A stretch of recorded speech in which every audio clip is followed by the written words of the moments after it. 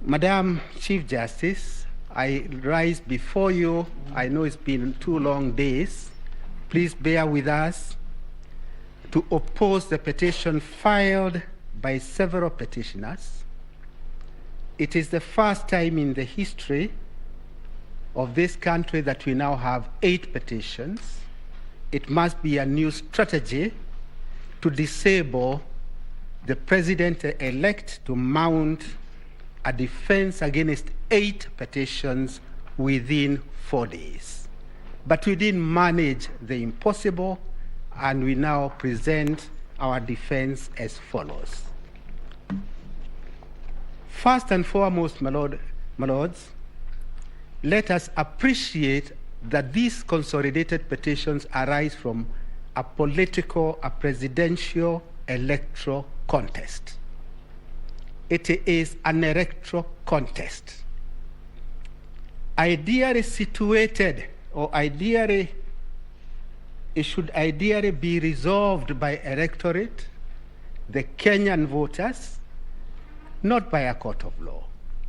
But because it is also part of the constitutional structure of this country, this honorable court is granted original jurisdiction by the Constitution to resolve this contest.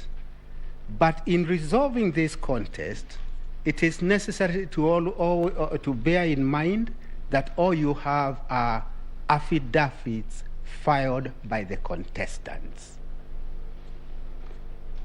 The difficulty with affidavits is that one can structure fiction and peddle it as a pleading, as I'll be demonstrating. I will start with Article 38 of the Constitution, because to me that is the beginning of an understanding of this contest. Article 38 is the one that empowers a Kenyan to vote by secret ballot. And that simple sentence can be broken into 3 or into 2 parts.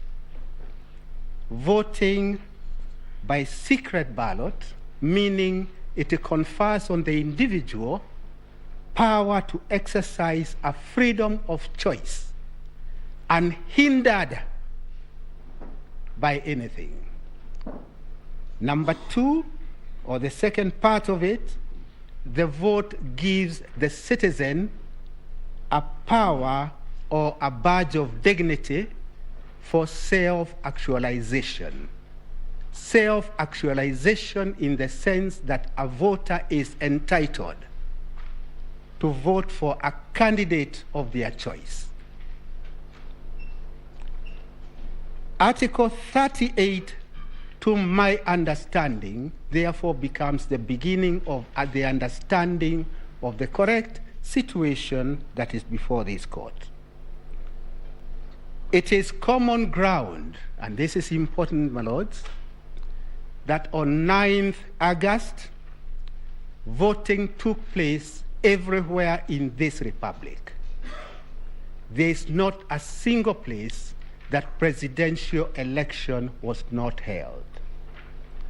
Even in Kakamega, Mombasa, presidential elections were indeed held.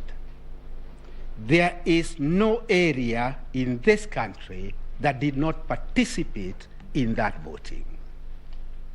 Accordingly, legitimacy, I go to the next point, legitimacy of any electoral victory is predicated on the fact that voting did in fact take place.